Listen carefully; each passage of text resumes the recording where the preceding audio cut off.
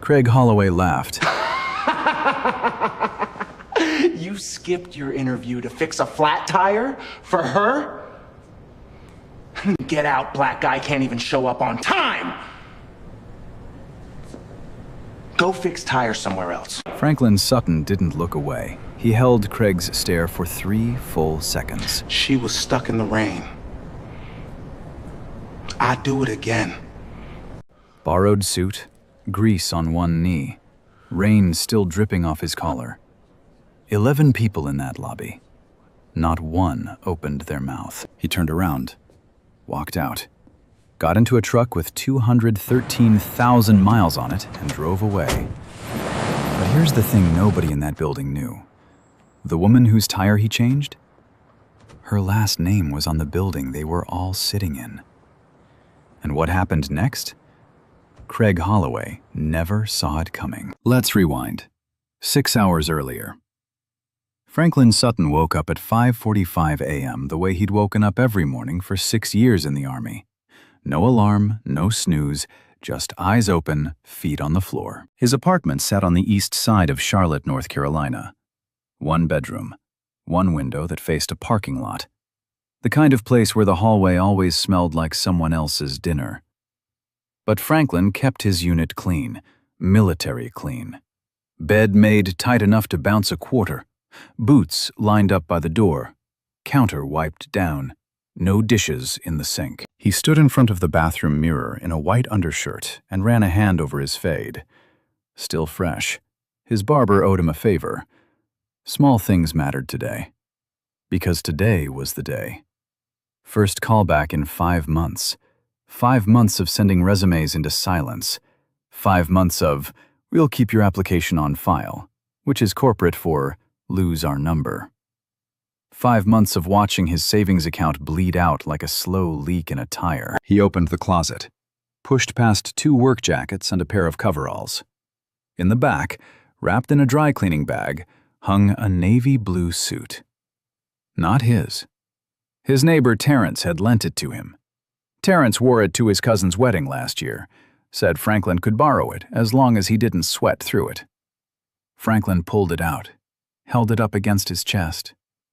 The sleeves were about 2 inches too long. The shoulders were a little wide.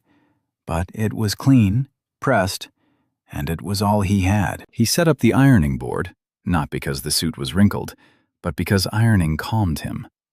The hiss of steam, the smell of hot fabric. Routine. Control. The things the Army had drilled into his hands. His phone buzzed on the counter. Video call. He picked it up. Diane's face filled the screen. His younger sister, 27, nursing student at a program in Raleigh, 2 years in, working nights at a hospital cafeteria to cover what her loans didn't. She had their mother's eyes and their father's stubbornness. Let me see the suit.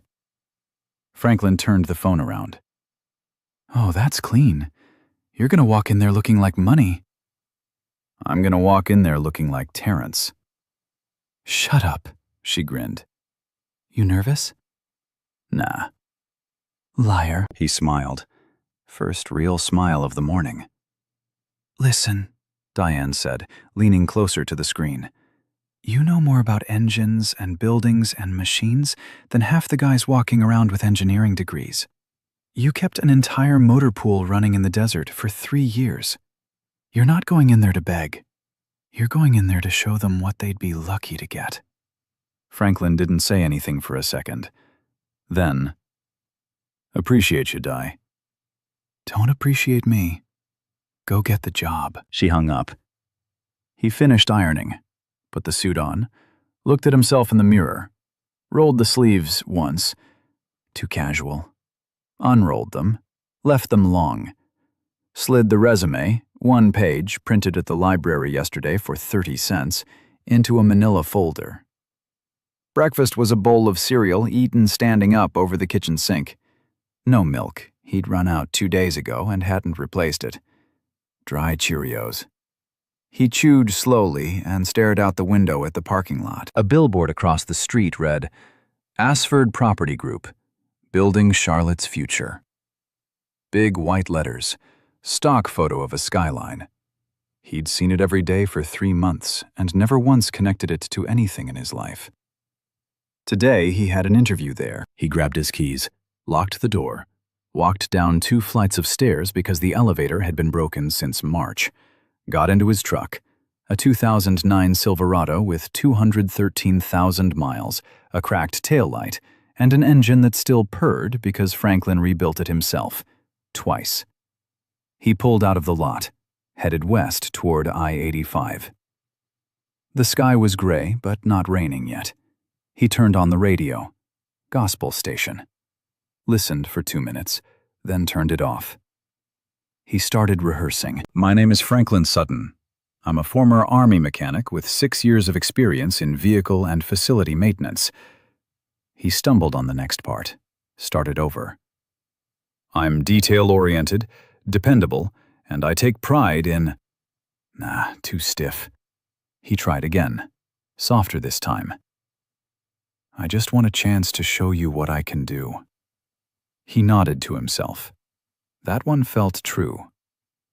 The first raindrop hit the windshield at 3:02 p.m. By 3:14 p.m., the rain wasn't rain anymore.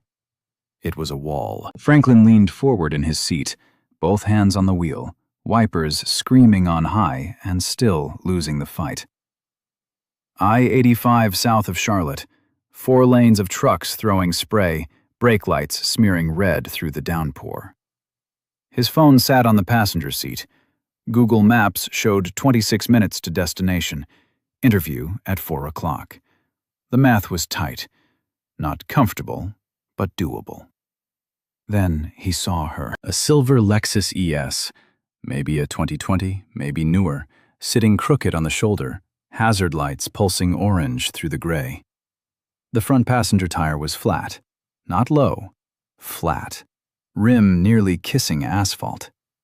And standing beside the car, in the rain, was a woman, white-haired, mid-60s, wearing a cream-colored blouse that was now soaked through and clinging to her shoulders.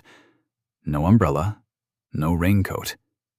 Just standing there, one hand raised, waving at traffic that blew past her at 70 miles an hour without even tapping the brakes. Franklin's eyes flicked to the clock. 3:18. Keep driving.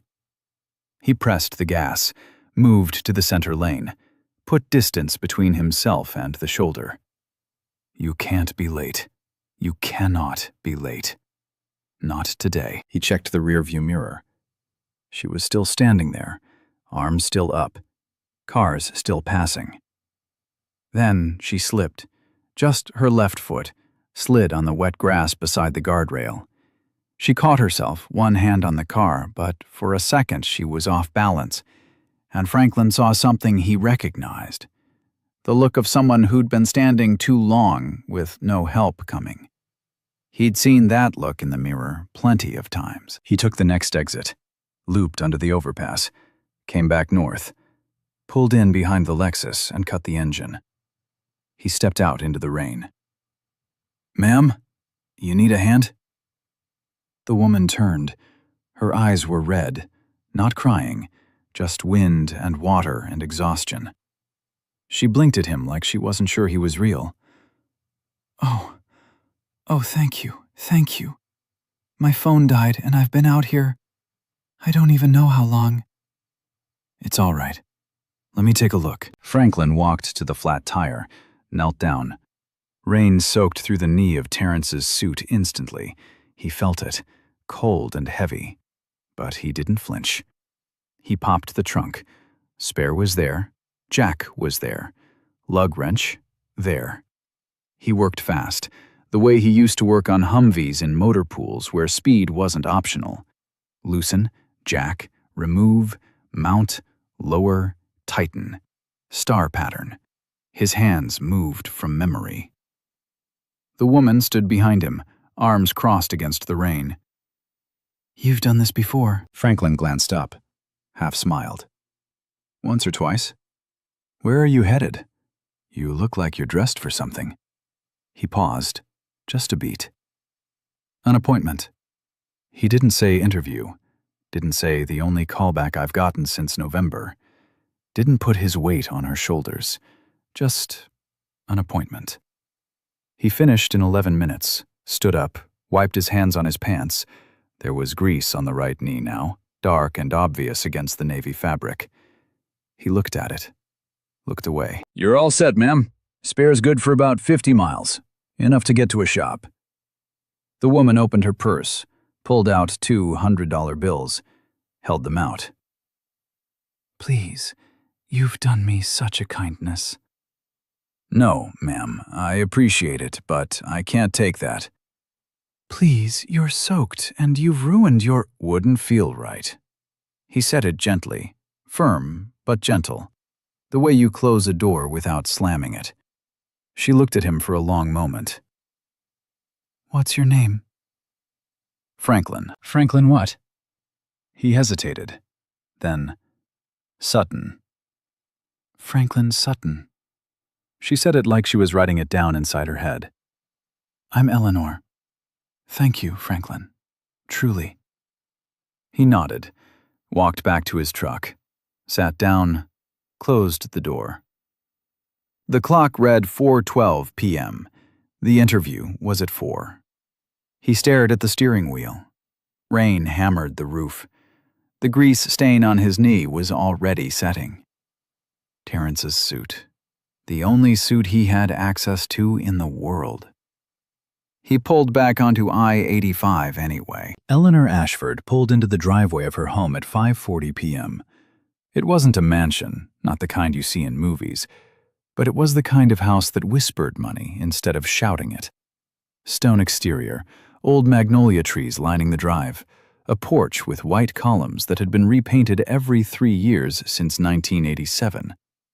The kind of place that had been in a family long enough to stop impressing the people who lived there. She walked inside, still damp, and her housekeeper, Rosa, met her at the door with a towel. Mrs. Ashford, what happened to you? Flat tire on 85. In this rain? Did you call AAA? Phone died. Eleanor draped the towel over her shoulders. A young man stopped, changed it for me, in the pouring rain. Wouldn't take a cent. Rosa raised her eyebrows. Nobody stops anymore. He did. Eleanor sat down at the kitchen table. She was still thinking about his hands, the way they moved, fast and sure, like someone who'd done real work his whole life. And that suit. Too big for him. Borrowed, she was almost certain. He was on his way to something important, and he stopped anyway. She couldn't shake it. The next morning, Tuesday, her son arrived for their weekly breakfast. Gerald Ashford, 42, CEO of Ashford Property Group. He had his father's build, tall, broad-shouldered, and his mother's patience, though lately the patience had been running thin. The company managed 31 commercial properties across the Charlotte metro area, and his head of facilities maintenance had quit without notice 10 days ago. No transition, no replacement, just a resignation email sent at 11 p.m. on a Thursday. Gerald was drowning in operational fires. He sat across from Eleanor. Coffee, toast, scrambled eggs Rosa had made. The kitchen smelled like butter and normalcy, which was exactly what Gerald needed, and exactly what he wasn't getting at the office. You look tired, Eleanor said. I'm fine. You're not fine. Eat your eggs. He smiled. Barely. Eleanor told him about the tire, about the rain, about the man in the borrowed suit who knelt in the mud and wouldn't take $200. His name was Franklin Sutton, she said. He had hands like someone who knows how to fix things. Not guess. Fix. Gerald listened, but his mind was half on the staffing crisis. 22 properties without a maintenance coordinator.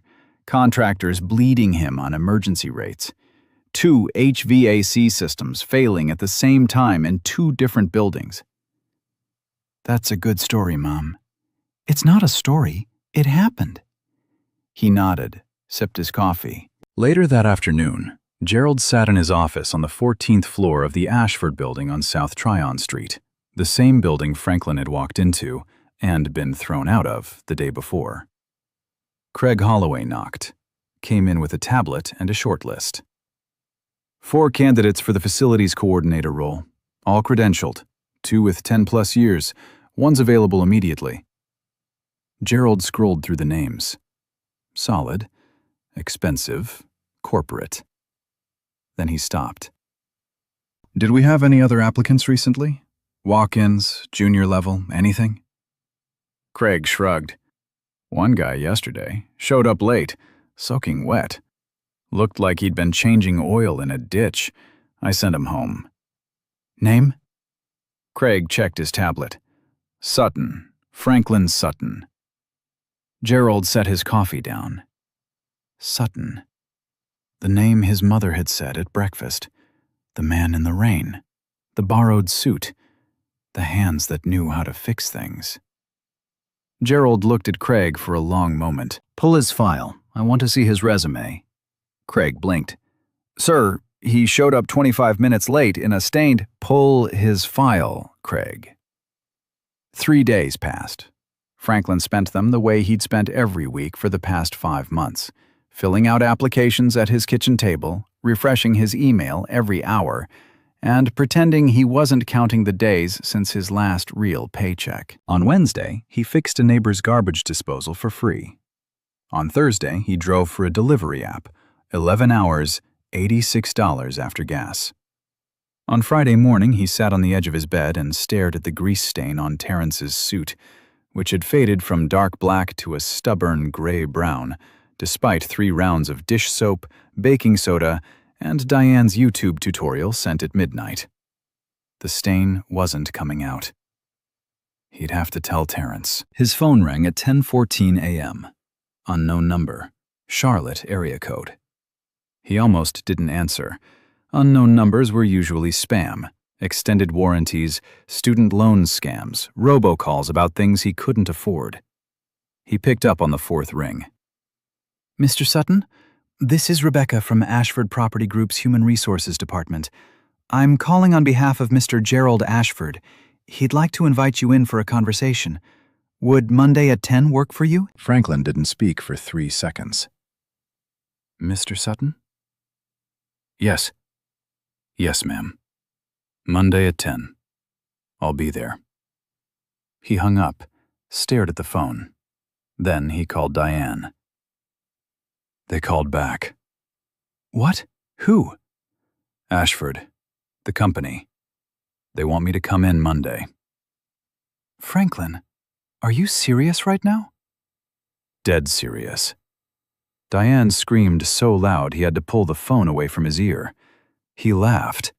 A real laugh, the kind that loosens something in your chest. Saturday morning, he took the suit to a laundromat that had a stain treatment service. $8 he probably shouldn't have spent. The woman behind the counter looked at the knee, looked at him, and said, "Baking soda and white vinegar, overnight, then cold wash." Diane's method, confirmed by a professional. By Sunday night, the stain was gone. Not perfect. If you knew where to look, you could see a faint shadow. But under office lighting, it would pass. Monday morning, 9:15 a.m. Franklin pulled into the Ashford Property Group parking garage 45 minutes early. He sat in his truck with the engine off, rehearsing nothing. He was done rehearsing. Whatever came out of his mouth today would be the truth, and the truth would either be enough or it wouldn't. At 9:50, he walked in. The same lobby. The same receptionist. She looked up, and something crossed her face. Recognition, maybe. She didn't say anything about last time, just picked up the phone, made a quiet call, and said, "Someone will be right down." But it wasn't Craig Holloway who came down.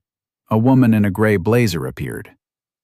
"Mr. Sutton, I'm Rebecca. We spoke on the phone. Please follow me." She didn't take him to the 2nd floor where the interviews happened. She took him to the elevator. Pressed 14, the executive floor. The doors opened to a different world. Quiet. Carpeted. Glass walls looking out over downtown Charlotte.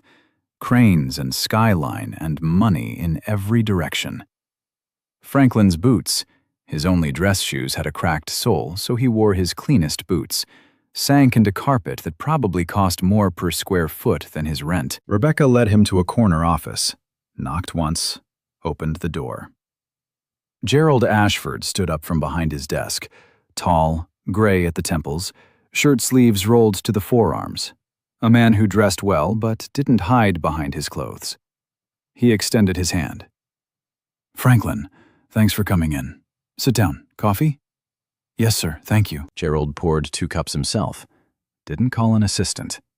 Handed one to Franklin and sat down, not behind his desk, but in the chair across from him. Eye level. No barrier between them. "I'm going to be straight with you," Gerald said. "I'm not offering you the job you applied for." Franklin's stomach dropped. He kept his face still. "I'm offering you something bigger." Gerald leaned forward. "We manage 31 commercial properties across Charlotte. Office buildings, retail centers, mixed-use developments. My facilities maintenance coordinator quit 2 weeks ago with no notice. I need someone who can oversee maintenance operations across all 31 sites. Scheduling, vendor management, inspections, emergency response. It's a senior role." Franklin set his coffee down. "Mr. Ashford, I have to be honest with you. I don't have a degree. I've never worked in a corporate environment. My experience is military. 6 years as a vehicle and facility mechanic, motor pool supervisor for a 4-man team, 2 deployments, 0 major equipment failures under your watch." Gerald tapped the folder on his desk. Franklin's resume. 1 page. Printed at the library for 30 cents. "I read your file. With respect, sir, most companies see a resume like mine and throw it out. I'm not most companies." Gerald paused. "My mother told me what you did. The tire, the rain. She said you were late for something important and you stopped anyway. She said you wouldn't take her money." Another pause. "She said you wouldn't even tell her why you were in a hurry." Franklin said nothing. "That tells me more about who you are than any degree on a wall." Gerald slid a folder across the table. Inside, an offer letter. Franklin opened it, read the number, read it again. His hands trembled, just slightly, just enough that he pressed his palms flat on his knees to stop it. It was more money than he'd ever made. More than the Army. More than any job he'd applied for in 5 months. Benefits, health insurance, a company vehicle. "Can I ask you something, sir?" "Go ahead." "Why are you doing this?" Gerald looked at him steadily. "Because I need someone I can trust. And trust doesn't come with a resume." Franklin looked down at the offer letter one more time. Then he looked up. "When do I start?" His first day was Wednesday. He arrived at 6:30 a.m., 90 minutes before his shift. New uniform, navy polo with the Ashford crest on the chest. His name stitched above the pocket in white thread. F. Sutton. He stood in the bathroom mirror of his apartment and looked at that name on his chest for a long time. The first property he visited was a 12-story office complex on Independence Boulevard. He walked the mechanical room with the building's lead technician, a guy named Davis who'd been there 11 years and had the tired eyes of someone who'd stopped expecting help from management. Franklin spotted it in 14 minutes. A compressor on the rooftop HVAC unit, running hot, pulling amps above rating, bearings grinding. The kind of failure that doesn't announce itself until it costs you a $40,000 replacement and an entire floor of tenants without air conditioning in August. "How long has this been like this?" Franklin asked. Davis shrugged. "Couple months, maybe. I flagged it. Nobody came." Franklin pulled out his phone, took photos, logged the issue, ordered the part before lunch. The previous coordinator had missed it for 3 months. Franklin fixed it by Friday. That Sunday, he called Diane. He told her everything. The tire, the rain, Eleanor, the rejection, the callback, the corner office, the offer letter, all of it. Diane was quiet for a long time. Then, very softly, "You changed a stranger's tire, and it changed your whole life." She was crying. He could hear it. The small, wet catch in her breathing. He pressed the phone against his ear and closed his eyes. Didn't say anything. Didn't need to. Some moments don't need words. They just need someone on the other end of the line who understands exactly what it cost to get here. For the first time in a long time, Franklin Sutton had a rhythm. Weeks 2 through 6 moved like a machine he'd built himself. Steady, calibrated, no wasted motion. He woke at 5:30, drove his company truck, a white Ford F-150 with the Ashford logo on the door, clean and new and nothing like the Silverado rusting in his parking spot. Hit the first property by 7 o'clock, last property by 4:30, home by 6 o'clock, dinner, reports, sleep, repeat. He built a preventive maintenance schedule from scratch, color-coded, property by property, system by system. HVAC, plumbing, electrical, fire suppression, roofing, elevators. Every unit tagged with its last service date, its next service date, and a risk rating Franklin created himself based on age, load, and failure history. By week 4, the schedule had already caught 2 more problems before they became emergencies. A water heater corroding from the inside at a retail plaza on South Boulevard. A parking garage drainage line backing up at a mixed-use building near Noda. Gerald's operations team ran the numbers at the end of the first quarter. Franklin's preventive system had saved Ashford Property Group an estimated $200,000 in emergency repair costs.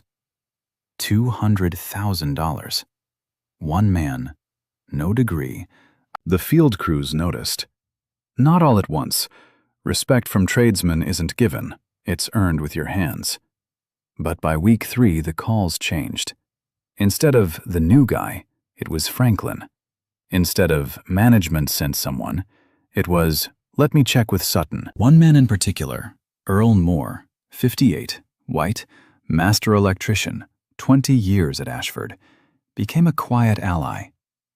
Earl didn't talk much, didn't compliment much, but one afternoon, after Franklin diagnosed a breaker panel issue that 3 previous techs had misread, Earl handed him a coffee and said, "You remind me of the guys who actually give a damn."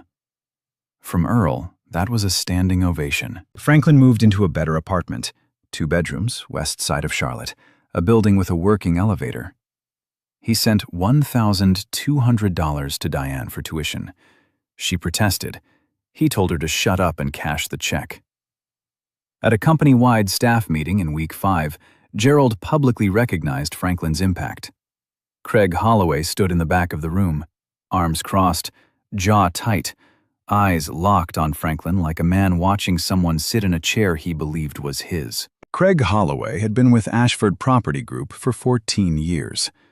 14 years of showing up. 14 years of doing things the right way. The credentialed way, the corporate way, the way that looks good in a quarterly report and sounds right in a boardroom. He had a degree in facilities management from UNC Charlotte. He had certifications on his wall. He had a system. And then, Gerald Ashford hired a guy off the side of the highway. Not just hired him, promoted him. Put him in a role Craig had recommended 3 other candidates for. Candidates with degrees. Candidates with resumes longer than 1 page printed at a public library. Craig didn't hate Franklin. That's not how he would have described it. He would have said he was concerned. Concerned about standards. Concerned about process. Concerned about what happens when you let sentiment override structure. But if you'd watched his face during that staff meeting, the one where Gerald praised Franklin in front of 60 people, you wouldn't have called it concern. You would have called it what it was. Week 6, a Tuesday. Craig sat in his office on the 9th floor and opened Franklin's personnel file on his screen. He'd read it before, twice, but this time he was looking for something specific. He found it on the resume, under experience. U.S. Army, Vehicle and Facility Maintenance Specialist. Supervisory role, 4-person motor pool team. Supervisory role. Craig leaned back. 4 people, a motor pool. In the Army, that's a team lead. Technically a supervisory function, but in the corporate world, supervisory role implies something more structured. Performance reviews, budget oversight, HR authority. Franklin had none of that. He'd led a 4-man crew changing oil and replacing brake pads in the desert. Was it a lie? No. Was it an exaggeration? Maybe. Was it enough to build a case? Craig thought so. He drafted a formal complaint to HR and Gerald. Subject line: Personnel file discrepancy, Franklin Sutton. 3 paragraphs, professional tone, words like misrepresentation and due diligence and organizational risk. The kind of language that turns a gray area into a red flag if you frame it right. He saved the draft. Didn't send it yet. He had something else in mind first. Thursday, 8 a.m. Craig called Franklin into his office. Friendly tone, casual. Hey, got a priority assignment for you. The Meridian Building downtown. One of our highest profile properties. We've got a city inspector coming through next week for a routine compliance check. I need you on site to make sure everything's buttoned up. Franklin nodded. I'll head over this afternoon. Anything specific I should know about? Standard stuff. HVAC, fire suppression, electrical panels. You'll be fine. Craig smiled. Franklin thanked him and left. What Craig didn't tell him, what Craig deliberately, specifically, and knowingly withheld, was that the Meridian Building's main electrical panel had a known code violation. It had been flagged internally 4 months ago. The previous coordinator had documented it. A repair had been approved but never scheduled, buried in a backlog that Craig managed. Craig knew the violation was there. He knew the inspector would find it, and he knew that Franklin, as the coordinator on record, would be the one holding the bag. Monday, 10 a.m. The inspector arrived. Franklin walked him through the building, floor by floor, system by system. Everything was clean, until they reached the electrical room on the basement level. The inspector opened the main panel, looked inside, looked at Franklin. This breaker configuration doesn't meet current code. When was this last serviced? Franklin checked his records. Nothing. No service order, no flag, no documentation in any report he'd received since his first day. I don't have a record of this being flagged, Franklin said. I'll initiate a correction immediately. The inspector wrote it up. Violation. The coordinator on record, Franklin Sutton. That same afternoon, Craig sent 2 things to Gerald's desk. The inspection report, with Franklin's name circled, and the formal complaint about the resume discrepancy. Together, on the same day, they painted a picture. A man who inflated his credentials, a man who missed a critical code violation, a man who was either dishonest or incompetent, maybe both. Gerald sat behind his desk and read both documents. Then he read them again. His jaw tightened. Tuesday, 9 a.m. Franklin was called to the 14th floor. He walked in expecting a project update. Instead, he found Gerald sitting behind his desk, not in the chair across from him like the first meeting. Behind the desk, barrier up. Craig stood near the window, arms crossed. Sit down, Franklin. Franklin sat. Gerald's voice was different, controlled, measured. The warmth was gone. I'm going to ask you some direct questions, and I need direct answers. On your resume, you listed a supervisory role in the Army. What exactly did that entail? 4 people reported to me in the motor pool. I managed daily assignments, quality checks, and training for junior mechanics. If supervisory was the wrong word, I take responsibility for that. But I didn't fabricate anything. And the Meridian Building, the electrical panel. I was never briefed on a pre-existing violation. I've reviewed every document I was given when I took over that property. There's no mention of it. I can show you every report I've filed since day one, every flag, every work order, every inspection note. Gerald was quiet for a long moment. Craig shifted by the window. I went out on a limb for you, Franklin. I know you did, sir. I need to review everything. Until I do, you're on administrative leave, effective immediately. Franklin didn't argue, didn't raise his voice, didn't say what he wanted to say, which was look at the man standing by the window and ask yourself why he's smiling. He stood up, nodded. I understand. He walked out, took the elevator down to the lobby, carried a small box with his things, a coffee mug, a notebook, and his uniform folded neatly on top. Name patch facing up. F. Sutton. The receptionist watched him walk past. This time she didn't look away. He pushed through the glass doors and stepped into the parking lot. It wasn't raining, but it felt like it. He drove home, set the box on the kitchen counter. The uniform sat on top, still folded. He stared at it for a long time. Then he pulled his resume from the folder, the same one page, 30 cents at the library. He read every line, whispered to himself, barely audible, barely a voice at all. I didn't lie. He sat at the kitchen table, didn't call Diane, didn't want to lie to her again, didn't want to hear her worry. Just sat there, hands flat on the table, still. Earl Moore had seen this before. Not exactly this, not these names, not this building, not this man, but the shape of it, the machinery of it.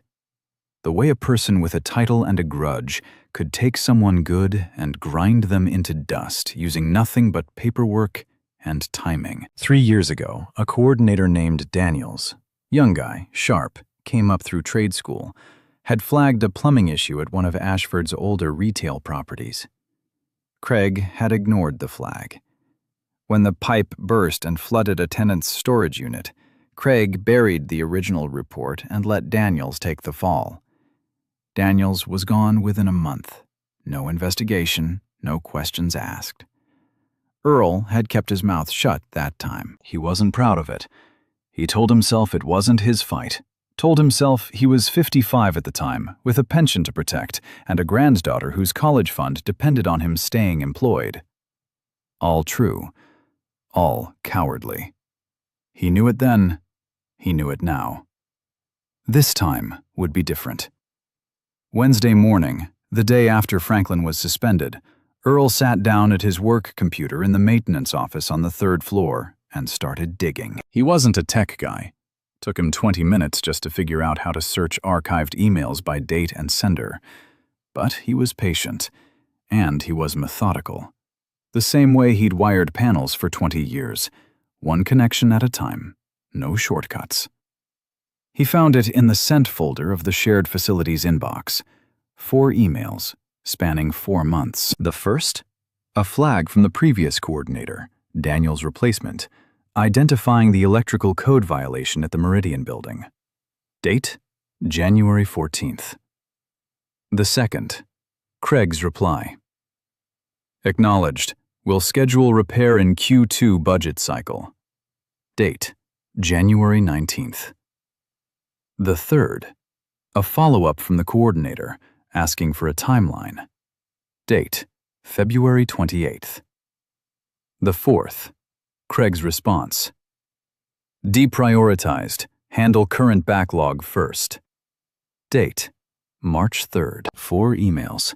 A clear chain. Craig knew about the violation for 4 months. He never scheduled the repair. And 6 days before a routine city inspection, he assigned Franklin, a man who had never seen those emails, to be the coordinator on record for that building. Earl printed all 4, folded them into his jacket pocket, clocked out at 3 p.m. He didn't go to Craig, didn't go to Gerald, not directly, Gerald was management, and Earl had learned a long time ago that the fastest way to get buried is to walk into a corner office with accusations and no armor. Instead, he went to Brenda Collins. Brenda was Gerald's executive assistant, 50 years old, black, had been at Ashford Property Group for 18 years, longer than Craig, longer than most of the senior staff. She knew where everything was, who everyone was, and how every door in that building opened. Gerald trusted her the way generals trust their chiefs of staff, completely and without hesitation. Earl found her at her desk on the 14th floor. He didn't make small talk. "Brenda, I need you to look at something." He laid the 4 printed emails on her desk. She read them, one by one, slowly. Her face didn't change much, but her eyes did. They went from professional to something harder. Something that looked like a woman who had spent 18 years watching things happen in this building and had learned exactly when to stay quiet and when to move. This was a time to move. "Gerald needs to see these," she said. "Today." "That's why I'm here." Brenda picked up the emails, straightened them, looked at Earl. "Daniels, 3 years ago. Same thing?" Earl nodded. "Same playbook." Brenda was quiet for a moment. Then she picked up her phone and dialed Gerald's line. "Mr. Ashford, I have something that needs your immediate attention. It's regarding the Sutton matter." Pause. "No, sir, it can't wait." She hung up, looked at Earl. "Go home. I'll handle it from here." Earl stood, stopped at the door, turned around. "He's a good man, Brenda. Franklin. He's one of the guys who actually gives a damn." Brenda didn't look up from the emails. "I know." That same evening, 6 miles away, someone knocked on Franklin's apartment door. He wasn't expecting anyone. Diane was in Raleigh, Terrence was at work. He almost didn't answer. He opened the door. Eleanor Ashford stood in the hallway. No driver, no assistant. Just a 64-year-old woman in a blue coat, standing in a building with a working elevator that still smelled like someone else's dinner. Franklin froze. "Mrs. Ashford, you didn't tell me you were going to an interview that day, did you?" He stared at her. "No, ma'am." "Why not?" "Because it wasn't your problem to carry." Eleanor looked past him into the apartment. Small, clean. A folded uniform on the kitchen counter. A resume on the table. "May I come in?" He stepped aside. She sat at his kitchen table. The same table where he'd eaten dry cereal before the interview. The same table where he'd whispered, "I didn't lie," to an empty room. Eleanor looked at the uniform, looked at the resume, looked at Franklin. "Tell me everything." And he did. Thursday morning, 9 a.m., 14th floor. The boardroom had floor-to-ceiling windows facing south. Charlotte's skyline, cranes swinging slow against a white sky. Long walnut table, 12 chairs. The kind of room where decisions landed on people who would never see the inside of it. 6 people sat down. Gerald Ashford, head of the table, coffee untouched. Craig Holloway, right side, tablet ready, posture straight, the posture of a man who believed he'd already won. Franklin Sutton, left side, no tablet, just a stack of printed documents. Every maintenance report, every work order, every inspection note since day 1. Chronological, flagged with handwritten tabs. Brenda Collins, beside Gerald, a manila envelope flat on the table. Earl Moore, near the door, hands folded, silent. And at the far end, a chair no one expected to be filled, sat Eleanor Ashford. Craig saw her first. His fingers stopped moving. Gerald looked at his mother. "Mom, this is an internal matter." "I'm a board member, co-founder. Semi-retired doesn't mean invisible." She set her purse down like a woman who wasn't leaving. "Proceed." Gerald nodded. "Craig, Go ahead. Craig stood. Smooth. Practiced. Issue 1. Resume discrepancy. Mr. Sutton listed a supervisory role. His actual position was leading a 4-person motor pool team, a team lead function, not supervisory as understood in corporate management. This constitutes misrepresentation. Pause. Let it land. Issue 2. On April 14th, a city inspection at the Meridian building found a code violation in the main electrical panel. Mr. Sutton was coordinator on record. The violation was not flagged or addressed. This exposes the company to liability. He sat down, folded his hands, looked at Gerald like a man resting his case. Gerald turned to Franklin. Your response? Franklin spoke from his chair. Steady. Level. On the resume, 4 soldiers reported to me. I assigned tasks, ran quality checks, trained 2 junior mechanics from zero. If supervisory isn't the right corporate word, I own that. But I didn't invent anything. He opened his documents. On the Meridian building, 22 properties, 114 inspections, 31 flagged issues, 28 resolved within 5 days. The Meridian was assigned to me on April 8th. I received no documentation of any pre-existing violation. Nothing. He laid the pages on the table. Neat. Ordered.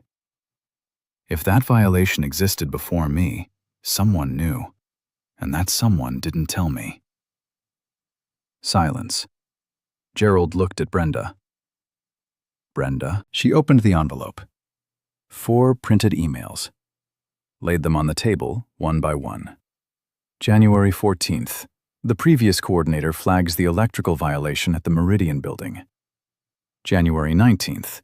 Craig Holloway replies, acknowledges it, says he'll schedule repair in Q2. She placed the second email down. February 28th. Follow-up asking for a timeline. March 3rd. Mr. Holloway's response. Deprioritized. Handle current backlog first. 4 emails. 4 months. Undeniable. Mr. Holloway had knowledge of this violation for 4 months. Never scheduled the repair. And on April 8th, 6 days before an inspection he knew was coming, he assigned Mr. Sutton to the building without disclosing the issue. Patricia Gaines, HR director, picked up the emails, read each one, set them down. Turned to Craig. You knew about this violation for 4 months. You assigned Mr. Sutton 6 days before a scheduled inspection. Then you filed a complaint against him for the result. Craig's posture shifted. Straight became stiff. I was testing his readiness. By withholding critical information? I was protecting the company from an unqualified enough. Gerald stood. Not loud. Didn't need to be. Franklin Sutton came to this company because my mother told me about a man who stopped in the rain to help a stranger. He didn't know who she was. He didn't ask for anything. He was late to the only interview he'd gotten in 5 months. And he stopped anyway. He turned to Craig. You had every credential, every advantage, 14 years. And you used your position to destroy a man who earned his place here. Character isn't what you do when people watch. It's what you do when they don't. Silence. Craig, your employment is terminated, effective immediately. Craig stood, picked up his tablet, walked out. The door clicked shut. Gerald turned to Franklin. You're reinstated. Promoted to Senior Facilities Director. You report directly to me. Franklin stood, hands steady, the same hands that changed a tire in the rain, trembled on an offer letter, laid flat on a kitchen table in the dark. Steady. He shook Gerald's hand, turned to Eleanor. She took his hand in both of hers, held it. No words needed. In the hallway, Earl was waiting. Handshake, then a brief hug, one pat on the back. Told you, you're one of the guys who gives a damn. Franklin laughed, the kind that breaks something loose you forgot you were holding. Brenda passed them, didn't stop, just nodded, small, precise. The nod of a woman who did what needed doing and didn't need thanks for it. Franklin took the elevator down, walked through the lobby. The receptionist looked up. He walked past her, uniform on, name patch forward, F. Sutton. She looked down. He pushed through the glass doors and stepped into the sunlight. 6 months later, Franklin Sutton had an office, not a big one, a glass-walled room on the 8th floor with a view of the parking garage and, if you leaned left, a sliver of the Charlotte skyline. He didn't care about the view. He cared about the door with his name on it. Franklin Sutton, Senior Facilities Director. On his desk, a framed photo of Diane in her nursing scrubs, taken the day she graduated. He'd paid her last semester, every cent of it. She'd argued for 2 weeks. He told her to shut up and graduate. She did. Next to the photo, a small toolkit, the same one from his truck. Socket wrench, pliers, voltage tester, flashlight. He didn't need them anymore. Not technically, but they sat there like a reminder of where he started and what his hands were worth. His phone buzzed. A text from Earl. A photo of Earl's granddaughter on her first day of kindergarten. Gap-tooth grin, backpack bigger than she was. Franklin smiled. Typed back, "She's gonna run the world." The second Tuesday of every month, Franklin drove to a diner called Rosie's, halfway between Eleanor's estate and his office, a booth by the window. 2 coffees, 1 slice of pecan pie they split down the middle because Eleanor insisted it was too much for one person, which was a lie. Franklin had watched her eat an entire slice once and pretend she hadn't. This Tuesday, Eleanor had something different on her face. Not sadness, not worry, something quieter. Purpose. "I've been thinking," she said, "about the fund." "What fund?" "The one I'm creating." She pulled a folder from her bag. Inside, a 1-page proposal. Clean, typed, official. The Sutton Ashford Skilled Trades Scholarship. For veterans transitioning to civilian careers. No degree required. Focused on mechanical, electrical, and facilities trades.